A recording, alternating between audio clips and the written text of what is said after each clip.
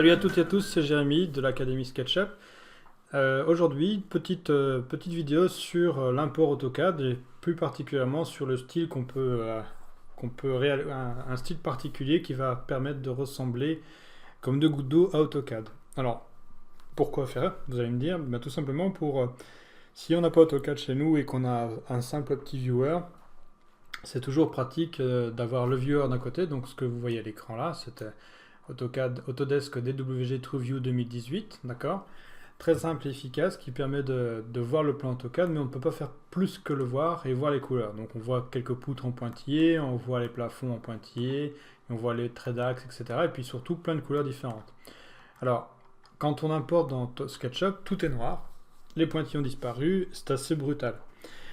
C'est bon de pouvoir facilement faire le lien entre le viewer et voir ce qui se passe dans SketchUp. Parce qu'une fois que tout est en noir et blanc, enfin en noir tout court, c'est pas évident de savoir dans les 4 lignes qui sont là, quelle est la ligne qui représente les pointillés bleus, etc. Il faut être vraiment continuellement sur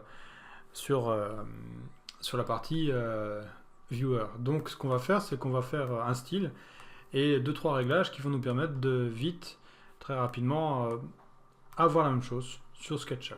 D'accord?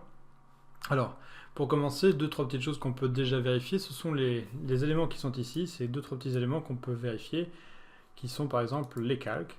Donc, je vais essayer de voir si je peux les avoir en plus grand. Priorité des calques, ici, tac. Donc globalement, tous les calques, vous avez vu, qui sont tous à peu près en continu. Il y en a quelques-uns qui sont dans des types de lignes bien précis. Donc moi, je sais qu'il y aura TVA faux plafond qui est dans un calque bien précis. Donc voilà, non, c'est pas celui-là, c'est TVA, il est où TVA? Faux plafond, voici, on continue mais avec légèrement pointillé, c'est le bleu ciel qui est ici. On a les traits d'axe, TVA axe, où est-il? Voilà, axe 1 et axe 2. D'accord, donc tout ça, ce sont des calques qui vont me permettre d'y voir un tout petit peu plus clair. Donc voilà, c'est juste les 3 infos à avoir. On passe dans SketchUp. Mais voilà, dans SketchUp, donc le fond, c'est pas le fond d'AutoCAD, mais c'est mon fond à moi avec mes couleurs. Et quand je passe ma journée dessus, croyez-moi que ça aide à reposer les yeux. Et puis ça fait un petit peu, je suis un peu tendance, hein, on appelle ça, c'est un peu le dark mode de SketchUp. Ça repose les yeux, ça économise de l'énergie, et ça abîme moins, au niveau de la luminosité, ça abîme moins tout en général. Voilà. Donc ici, je vais importer mon fichier. Donc pour ceux qui n'ont jamais importé de fichier AutoCAD, une des règles à respecter, c'est de connaître l'unité dans laquelle le plan AutoCAD a été dessiné. Donc pour ça, vous avez juste à prendre l'outil mesure sur le viewer et de mesurer par exemple une porte. Voilà, nous avons 0,83, on sait qu'on est en mètres. 0,83. D'accord? Donc je repasse dans mon SketchUp et je fais fichier, importer, et je vais chercher mon plan. D'accord? Je vais dans l'option qui est ici, dans les options, je vérifie que je suis bien en mètres. Les 3 à 4 autres options qui sont là, je ne m'en soucie pas trop. Surtout, principalement, quand j'ai des objets 3D ou que j'ai des objets implantés d'une certaine manière. Donc je fais OK. Importation, ça prend le temps que ça prend. Plus le plan AutoCAD est lourd avec des blocs dans tous les sens, etc., plus cette partie-là est un peu longue. Hein. Voilà, ça me dit qu'il a importé 88 calques, 244 blocs. Et puis des arcs, des cercles, des ellipses, des insertions et pas mal d'autres petites choses. Alors en général, il va faire un peu le nettoyage, il va fusionner pas mal de petits éléments, il va en simplifier certains. Alors ça, je sais pas trop ce que c'est la nouveauté depuis quelques versions de SketchUp. Les coordonnées hors limite, j'ai pas encore très bien compris, mais il y en avait un paquet.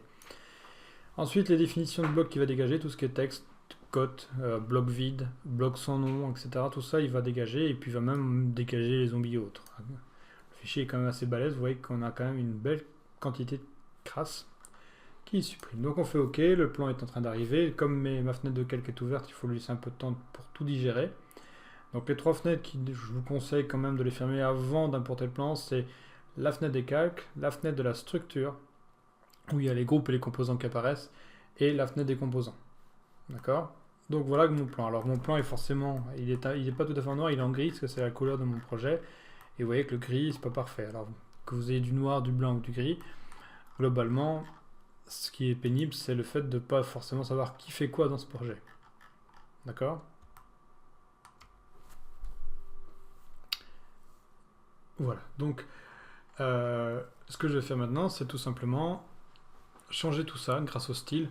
pour que tout reprenne doucement mais sûrement les couleurs par calque, les traits, etc. etc. Donc pour commencer, je vais simplement aller, donc la fenêtre des calques, j'irai voir après. Donc vous avez vu quand même qu'il y a plein de couleurs qui apparaissent ici, qui sont simplement les couleurs d'AutoCAD. Donc je vais tout simplement basculer dans le mode style, ici, dans l'onglet style, et dans l'onglet style, je vais changer 2-3 petites choses.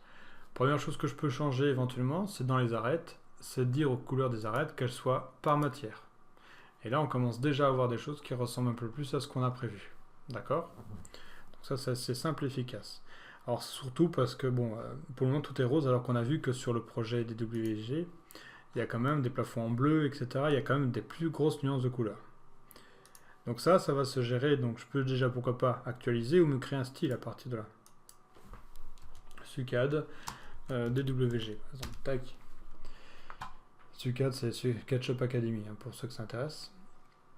Alors ensuite, je vais aller dans d'autres onglets. Donc les faces, j'en ai pas forcément besoin. L'arrière-plan, ben, c'est là où vous pouvez changer si vous voulez jouer avec les arrière-plans différents. Le filigrane, on s'en soucie pas, c'est simplement pour l'icône. Il y a une autre vidéo où je parle de ça, c'est pour éviter qu'on vous vole les objets ou éventuellement mettre votre marque de fabrique un peu partout. Et finalement, celle qui m'intéresse, c'est la partie modélisation, paramètres de modélisation. Ici dedans, il y a une case qui va être importante, c'est couleur par calque. Et en faisant ça, d'un coup, je suis passé dans la couleur de mes calques SketchUp, enfin AutoCAD. Donc déjà, là, on a pratiquement tout gagné. On valide ça et on revient dans les calques. Et dans les calques, en effet, je pourrais un peu améliorer les choses, comme par exemple changer les traits des faux plafonds, des axes, etc. Donc je vais aller chercher. Donc là, c'est pas rangé, hein. Vous avez vu que c'est assez bordélique. Ça arrive très souvent quand vous récupérez un plan AutoCAD, donc il faut s'habituer. Hein. Après, je ferai une formation spécifique sur voilà, TVA faux plafond. Bah, celle-ci, je sais que je peux le mettre en pointillé, plus ou moins gros. Donc on va mettre du pointillé un peu gras, voilà. C'est parfait. Je regarde s'il n'y en a pas d'autres avec des poutres. Je crois qu'il y en avait certains avec des poutres qui sont... Ah, elles sont là. Donc les poutres, elles sont pas encore faites. Donc je vais rentrer dedans, je vais attraper cette ligne. Et je vais voir dans quel cas qui est TVA, placo supérieur. Donc ça, je sais que je l'ai vu là tout à l'heure dans le DWG. J'ai vu qu'il y avait voilà, des pointillés très légers. Donc celui-là, je vais le faire aussi. C'est quoi que j'ai dit? C'est... Merde. Ah. TVA placo supérieur. Donc, TVA placo supérieur, le voilà. Et là, je vais mettre un petit pointillé. Ensuite, ce que je vais faire, c'est aller chercher TVA axe. Et voilà. Donc, je vais les prendre tous les deux et je vais les mettre en axe. Pas m'embêter, je vais mettre deux types d'axes différents. Voilà. Donc là, globalement, avec tous ces petits pointillés bien réglés, ben, on a finalement un plan qui ressemble à quelque chose. Si je regarde la différence entre les deux, je suis pas si déconnant que ça. Hop, je vais reprendre, vous voyez celui-là, avec les poutres. Vous voyez les pointillés, etc. Quand je rebascule dans la version SketchUp, ben, j'ai à peu près la même chose.